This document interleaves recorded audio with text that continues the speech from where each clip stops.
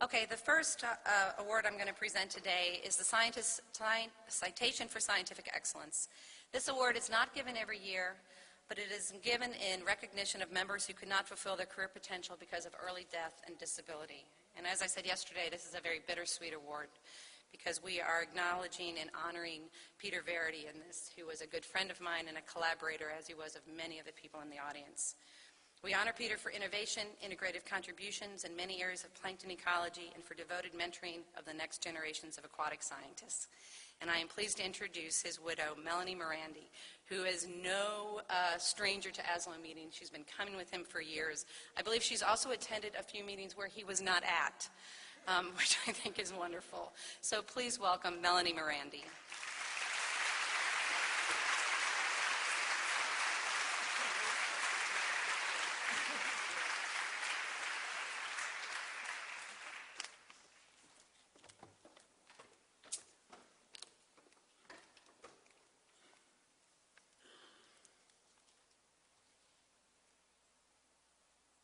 All right, I hope I have this right. Let me begin by saying thank you for this honor, for both Peter and myself. But I have to tell you, if he was here, the first thing he would say is, there's a lot more people that are much more deserving of this. And he'd have a list that he would be sharing with you. But I can tell you that he would be thrilled to have his life's work recognized by this group in particular. Ooh, it works. As I was preparing this presentation, it occurred to me that I've kind of been a hitchhiker in the world of oceanography, like a remora. None of my degrees are in the basic sciences. My talents lie in dealing with people and emotions, fashion and design. But over the years, I have been lucky to meet many wonderful people. I've made a lot of good friends, and I've even learned some of your language. Oh no, it went backwards.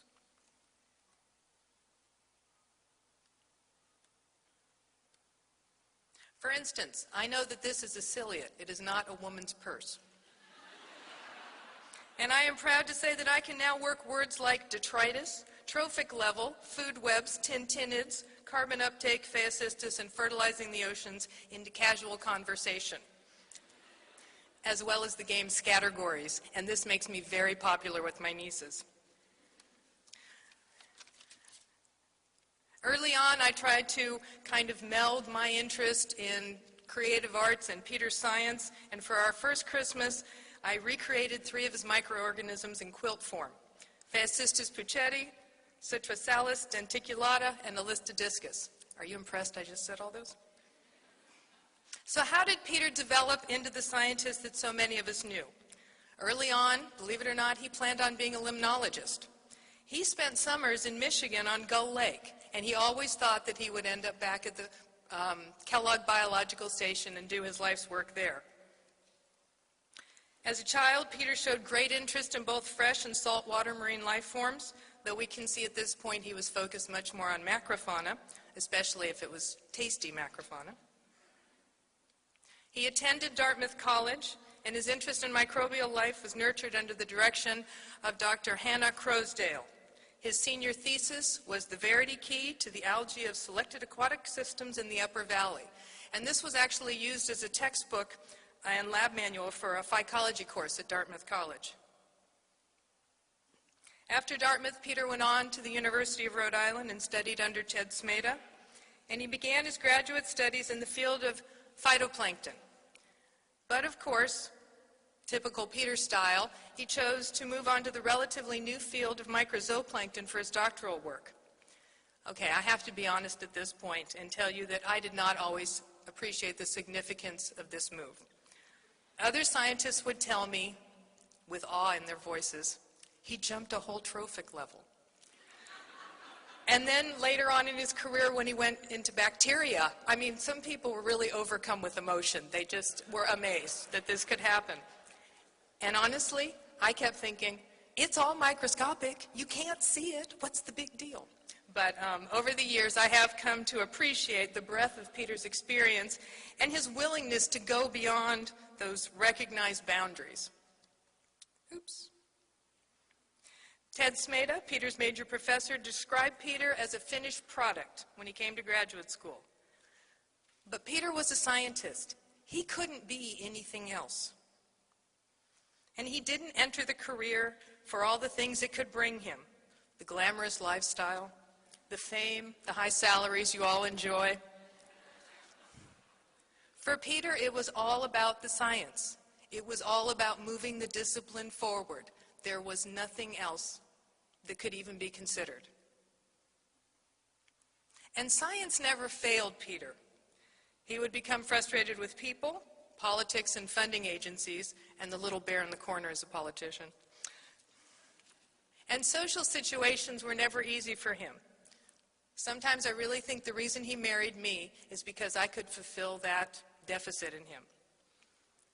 But Peter did understand the importance of being an active part of the science community, and he was proud to be part of a group of young scientists that began the dedicated study of microzooplankton. He spoke with pride about how this small group of people were able to remain friends even as they were reviewing each other's manuscripts and proposals and competing for funding. He enjoyed the camaraderie he found at Skidaway Institute, where it was common for scientists of different disciplines to write proposals together that examined all the forces that were at work, rather than just looking at their own little slice of the pie.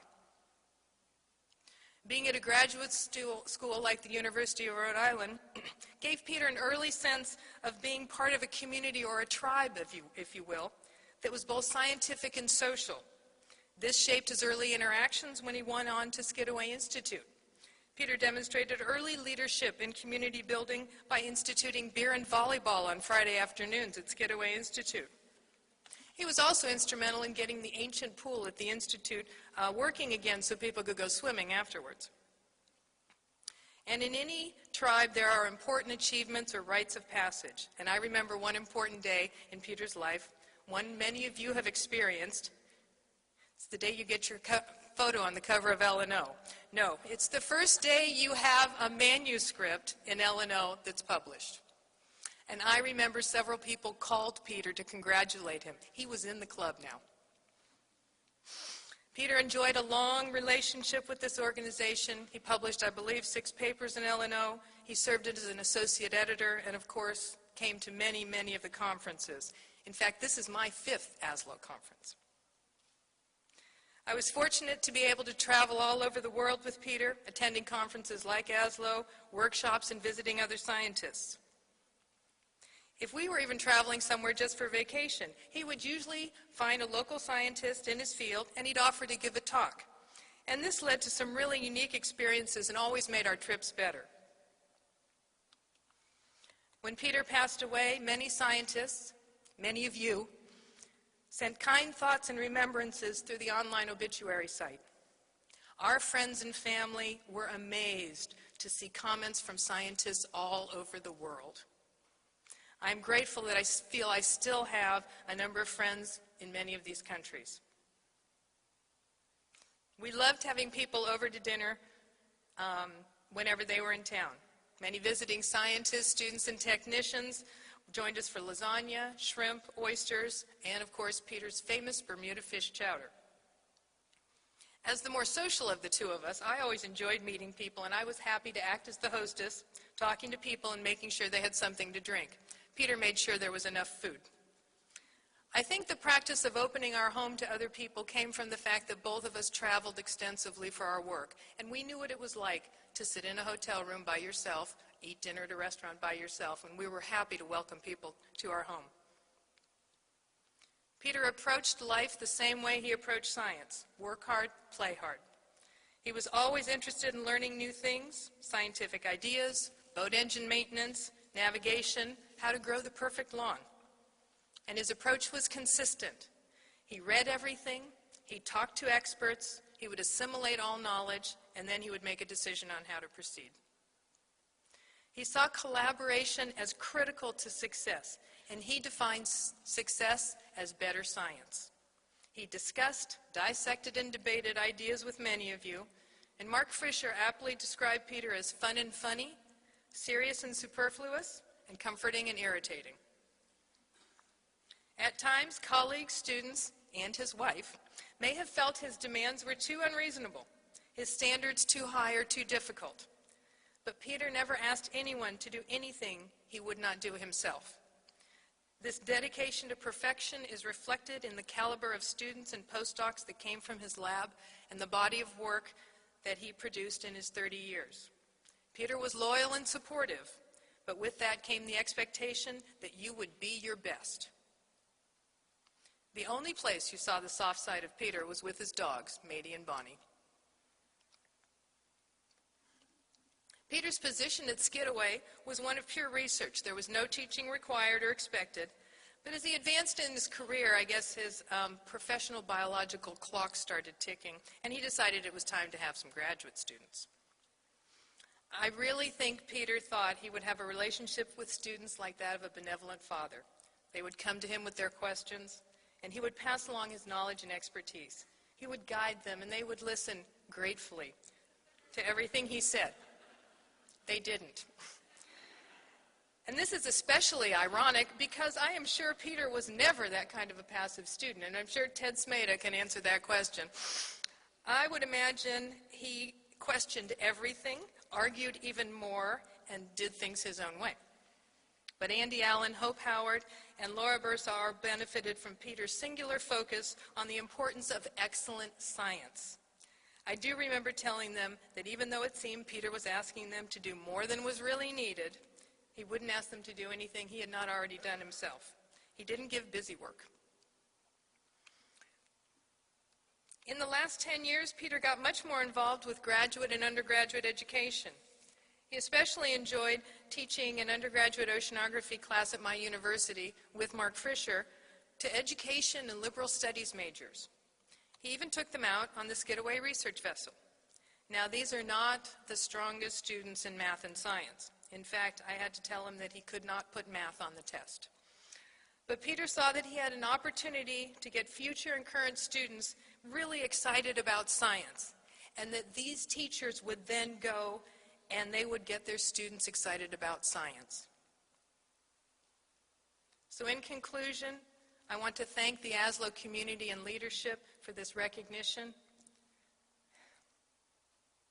But the way to truly honor Peter is to be an active part of this oceanographic community, to continue to do the best science possible, to ask the difficult questions, and to challenge yourself and those around you to be better than you ever thought possible. Thank you very much from both of us.